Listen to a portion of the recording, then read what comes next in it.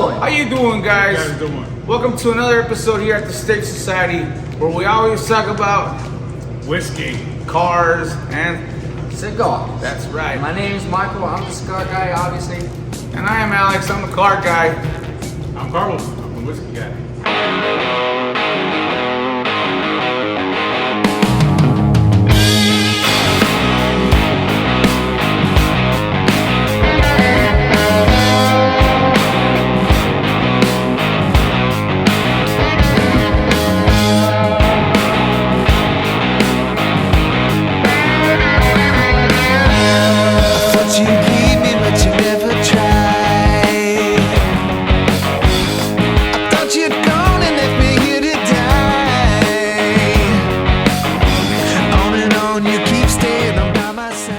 Today we got some other content, other stuff we want to talk to you guys about because that's what we do. We drink bourbon, we talk, And have some fun. And we just talk whatever the heck we want to talk about, you know what I mean? Talk about whiskey, talk about cars and cigars and some stuff. Let's start with a cigars because that's the one that burns the longest. The cigar. This one will burn you out like this. Alright, so today we're going to be talking about a cigar from Drew Estate. They're known for their infused flavored cigars. This one's not going to be infused. This is one of their very scarce kind of blends from Willie Herrera. Almost forgot his name. But this is kind of unique cigar. I like this a lot. I'm not really a big guy into Connecticut cigars, but let me explain to you. We got a Robusto right here from 20 Acre Farm cigar. So 20 Acre cigar and Drew Estate are two different companies. This guy right here, I have to remember his first name. I can't remember his last name. His first name is Jeff. Borisowicz. There we go. That's why I couldn't remember it. How the heck can you remember? The heck out of me, these things come to. You can't even remember what you ate for dinner last night. Wait, what did we eat? Who the hell are you? Anyways, This guy. so this is its filler consists of Nicaraguan long fillers, also from the Sunshine State of Florida. Its binder is Cubano and Honduran, and its wrapper obviously is from this beautiful Sunshine State of Florida. Can you see how beautiful it is? Just nice and smooth. That's one thing I'm gonna tell you. The color of it looks completely different. It's nice and Yeah. golden, right? Yeah, it We're is. smoking like That's very really different. dark cigars Yeah. today. It's pretty nice. I like this one. I'm curious about it. How it's gonna blend in with this whiskey. I definitely have a reason why I blended it with this one. First of all, it's just smooth in its form. The first time I tasted it, it's aggressive, even though it is a medium body cigar. It is pretty aggressive, just like the car behind it, and you're gonna find out why. But let's go ahead and light it up. Let's go ahead and cut it up, and then I'll be giving you my opinions on it, and we'll see how it goes. What do you think about this car? Why did we pick this car out? Yeah. Well, we picked this car out for many, many reasons. You can never go wrong with a big engine V8. Small little car, drives like a go-kart. You slam on gas and it just goes. You can never go wrong with driving something like that. Like weighs nothing. It weighs practically nothing. I think the other day we were trying to move it. It took two guys to pretty much deadlift and move it over like 3 feet, and not the whole car completely, but the front end. It was pretty fun. So if you can imagine that, if you can pick up a car just like that, and move it 2-3 feet, and with a horsepower of 350, 400 horsepower from a small block V8, it goes. It's very scary to drive. Very, very scary to drive. It's a 32 Ford with a 32 frame. The body is an original press stamped body. It took us a while to put it together.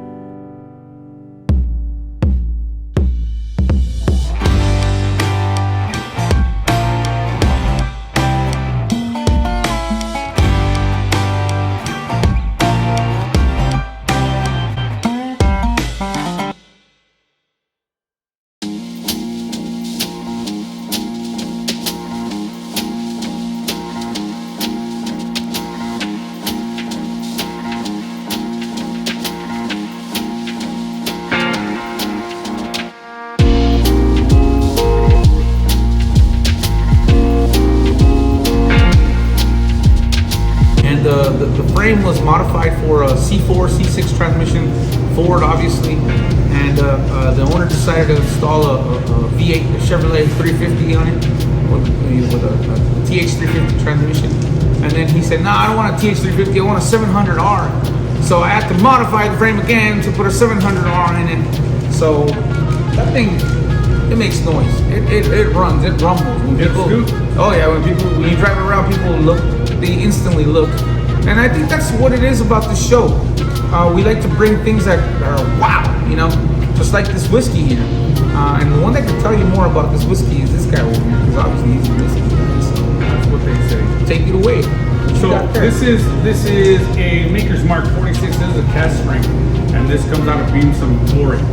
So this guy has. I gotta go back to sometimes my memory and just. Oh really? Now Remember it's somebody's last name, but you doesn't? can't remember. So anyway, this is 110.2, and this is coming obviously from Maker's Mark, right? Hey, forget about it. And we got a mash bill of 70% corn. We got 16% wheat, 14% malted barley, and the color is a very light copper. Once you put it in ice, it kind of tends to go into a very light kind of straw honey color, which reminds me of that cigar right there. It's almost in the same color. I'm not a cigar guy. I don't know about the notes on the cigar, but anywhere from 5 to about 7 minutes. We like to swirl it, get dizzy, and then we like to nose it, we like to taste it, and find out what all is good about it. So let's get into it and let's find out what we all smell. And what before we start smelling it and tasting it, these are the cups, remember? Yeah, we had ordered these last time I was in San Antonio. I'm always thinking about whiskey, I guess. In my Facebook account, this came up, so I ordered it. It arrived at the shop, and I was hoping that Mikey wouldn't open it, but with a They had a stamp that said Buffalo Trace stamp all over. What do you the place. expect? How can you say no? How It's can you bourbon. not open it? So yeah, if you saw the last video, you'll see what we're talking about. But yeah, these are their tasting glasses. This is what they use over at the distillery. Oh, really? Yeah. So Oh, wow. these are the official ones that they use out there, which is a really cool little piece of Buffalo Trace history right here. What they've been using for many years, and what's made their whiskey very successful. In this case, we're talking about Jim Beam stuff. You know, Beam Suntory, very successful as well. I mean, history, the wazoo. Forget about it. But yeah, here we go. Forget about it. Get to taste it and smell it? Nosy? I got. Maybe because I got this. You get a lot of that wood, of that French oak, Stave. Oak, and that's exactly what I get off of this cigar. It's amazing. It's just. Obviously we've gone camping many times, and then all the kiddos are running around. I want a s'more. I want a s'more. And then they're all running around. I want a s'more, and then you finally pop open the bag full of graham cracker. That's what I smell. Yeah. The first initial. Yeah. The first initial when you open it, and then it smells like graham cracker. It's that grain kind of That's wheat what I smell. flavor to it. I do get some cinnamon on there too, but overwhelmingly I get the oak. I mean, You know that cigar is abundance in oak, on the pellet and on the nose. Cigar smells really good. So right now, I'm telling you right now, 10 out of 10. It's paired right now. It's And I'm delicious. just smelling it. It's So hitting. Yeah, let's see how it tastes. Remember, a salud. Salud.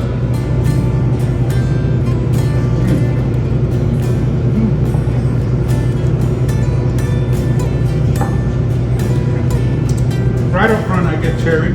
Oh my god, you took the words out of my mouth. Right up front I get cherry. Transitioning into a little bit of peach. It's going into that graham cracker, Like there's something that- freshly baked off the oven or something like that. Yeah, it's like cinnamon. It's going into like a cinnamon roll, and it's that hefty, very chewy, big bread kind of cinnamon roll with the pecans on there too. We get that a lot. I mean, you get that a lot in a lot of different bourbons because they're very heavy in the sweetness due to the corn, of course. But man, this will punch you too. It tastes like bourbon to me. So this I don't know. It's got a little hug on there. Oh yeah, Oh, it yeah. got me. It got me. And it's only 110, and we've had others that are 120 something, and they don't feel as punchy as this. Definitely, I agree with that. Yeah, it kind of feels like it's a little bit on the young side too. So It that's does. I think that's why it gets kind of Maybe, And- hey, so I don't know if you guys can see in the background, but up here, somewhere right here, we got some aging barrels.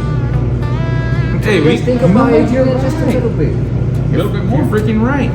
Stay tuned for Cask 46 aging. Yeah, we can throw some more stuff. More stuff. That'd be cool. You know, I've had Maker's Mark before, regular Maker's Mark, and I've had the other one, AFE or something like that. What's that one called? Oh, the FAE, yeah, the license plate number ones. And out of all the Maker's Mark, I think this has got to be my favorite. Really? Yeah, it's got to be my favorite. So- This and I like to say this one and the Tin Cup 10 year. It's kind of a similar way, and those are my two favorite bourbons. Really? Yeah. Two Well, favorite I mean, that they're- go-tos. Oh, where you okay. can, Daily drinkers? yeah, that. They're simple enough where you can enjoy them. Mhm. They're complicated enough where it's not how can you say it's not too simple of a drink. It keeps you wondering, it keeps you tasting, and it keeps you intrigued. But it's simple, it's basic, it's good. The strength on it is what I really like. I like it kind of being a little bit punchy. Yeah, I've noticed that we're fans of anything over 100 proof. Yeah. But there is a couple of them that will get you, and they're in their 90s. And Yeah. one of them, I think, is in their 80s. And that'll get you, but it's got a I've- taste to it. I finished the bottle of Tasty these looking good. before. And it was a damn good night. Man. How Like much kind French of toast on this guy, man. I'm French like toast? yeah. Woo! Get real good French toast Wow. with that vanilla. Of course, with anything bourbon, you're gonna get the caramel, you're gonna get the vanilla, you're gonna get just the regular everyday notes, all that good stuff. This one kind of tends to go a little bit towards the toffee and the cinnamon roll. I like it. I like it. That's cool. It's a good daily drink. I think- I recommend it. I think this guy's like, you have this, and then all of a sudden everything comes together, and then you have a beautiful product. Kind of like that car over there. It's got all sorts of different things. It's got like all these different But gauges. it's in harmony, man. It's Yeah. different gauges. It's got a Ford frame. It's got a Chevrolet motor, and you know, the steering wheel is from a 1990s Chevrolet. You know, where you turn it on over here, and it's got the parking reverse neutral. It's got a bunch of stuff in it, but at the end of the day, it's a damn good looking car. You know, and it's fun to drive. Catch Classic. your eye driving down And, the road.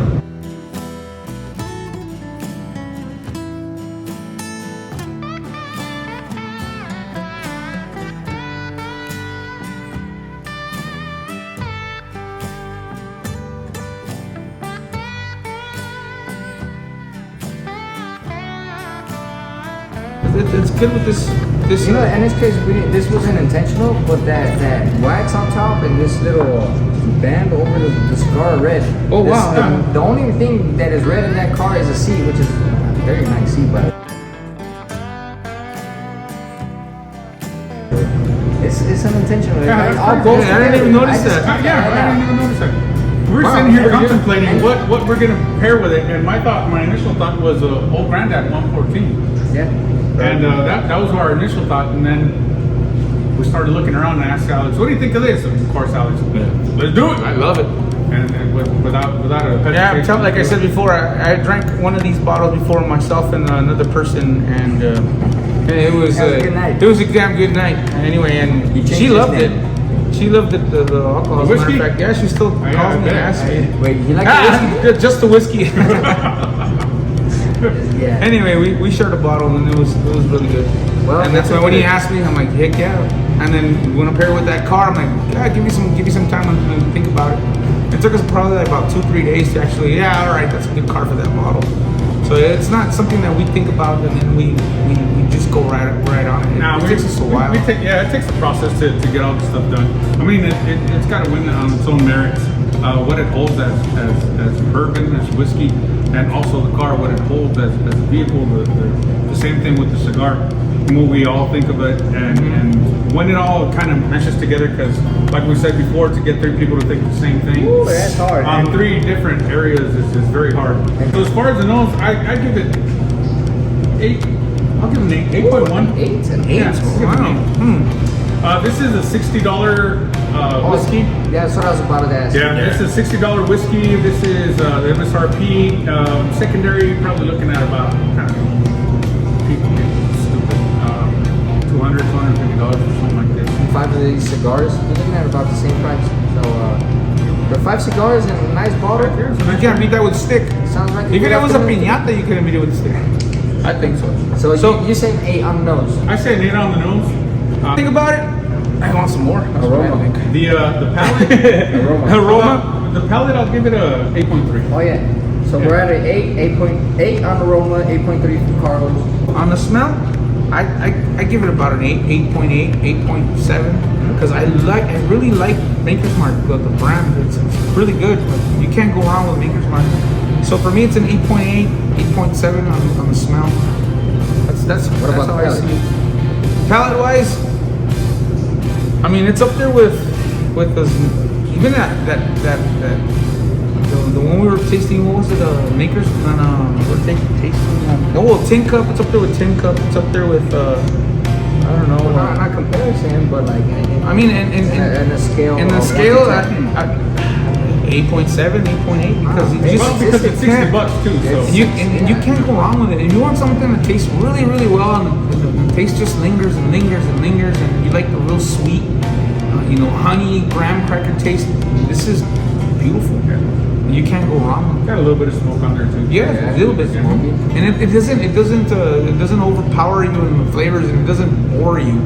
You can drink it over and over. You can get 2-3 pours of these, and you'll be like, "Wow, that's really, really good bourbon." And there's something that like you take the first pour, you finish it, and it's like, "All right, I want to try something else." Yeah, let's get some. And this one, I'm like, "No, I'll keep 46. I'll keep 46." Let me get the bottle off that shelf. Why do they even call it 46 anyway? Oh yeah. Well, that was the recipe number 46 that actually worked for them.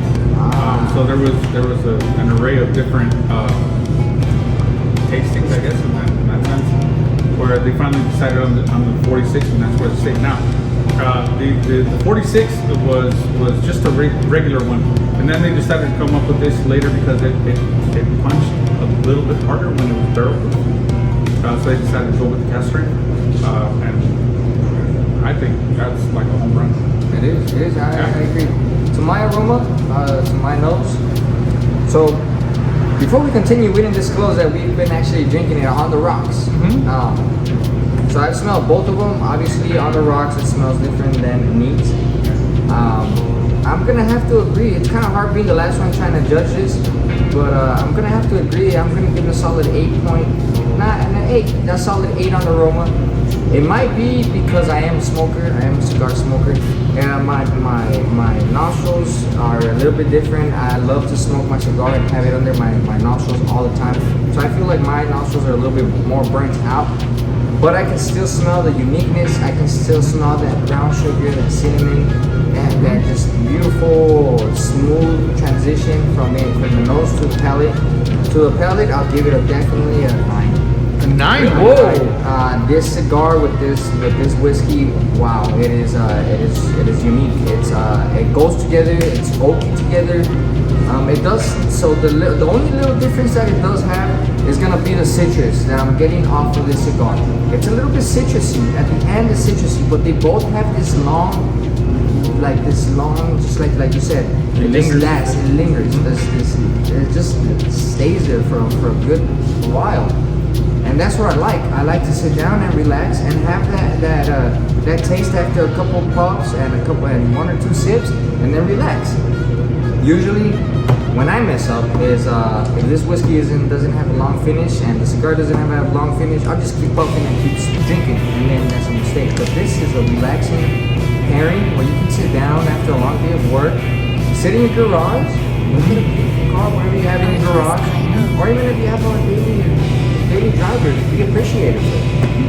This is something to appreciate, and you can appreciate this pairing for a smoker. If you're a smoker, if you're not, I mean, overall, this is a really good bourbon. I recommend it. I definitely recommend it, and I like how it's so feasible to go and find one. And a lot of stores here in Boston, I'm pretty sure from wherever you're looking us through, pretty sure you can find it.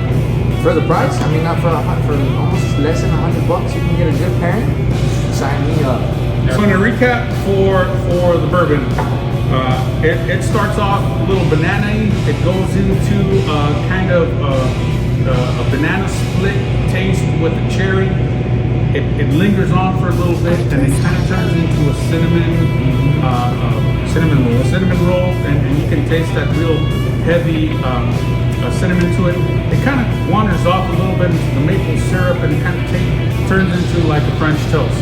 And then after that, it gets peachy for me, and the finish is long, kind of honey taste to it. And that's where I'm at in the journey for this particular whiskey. In the taste, in the nose, things are a little bit different. You do get a lot of that oak on there, and you do get a little bit citrusy. And it's not too complicated on the nose, but the palate is a little bit more complicated. So again, I get, what did I say, 8.3? Yeah. And the nose is an 8. That's where I stand. I'm liking it. I'm definitely recommend it. And then the car, 32 Ford, 350 Chevy. I would drive 700 that every transmission. Sunday. And it's got some huge wheels in the back, small ones in the front with the red wheels, red interior. We had an employee here working here, and he said it was the Dracula car. That car looks like the Dracula car. Like the song from White Zombie, Dracula. So, And it's got a beautiful note to it too. When you turn it on, it's got it sounds really, really What nice. kind of It's got- exhaust do you have on it? It's just a regular Flowmaster Series 44. Ah. It's with the loudmouths, and it's got a straight pipe. It doesn't have any catalytic converters. It doesn't have none of that stuff. It's just 32. When it's a 32, get out of town. Yeah, but some Alright, people for don't Californians, understand that. for Californians, Yeah, some people don't they might not understand. be able to drive it on Sunday. For the Karens that can't stand it. And the scary. Some people are like, what? Catalytic converter? Yeah. You gotta have a catalytic converter. Some of them don't. All the Karens out there. We're a bunch of grease monkeys. Yeah. You can't. What do you want from me? What do you want from me? You can't put a catalytic converter on a 3240. About whiskey is a different story. Yes, sir. Community. Salud. God bless. Have a good day.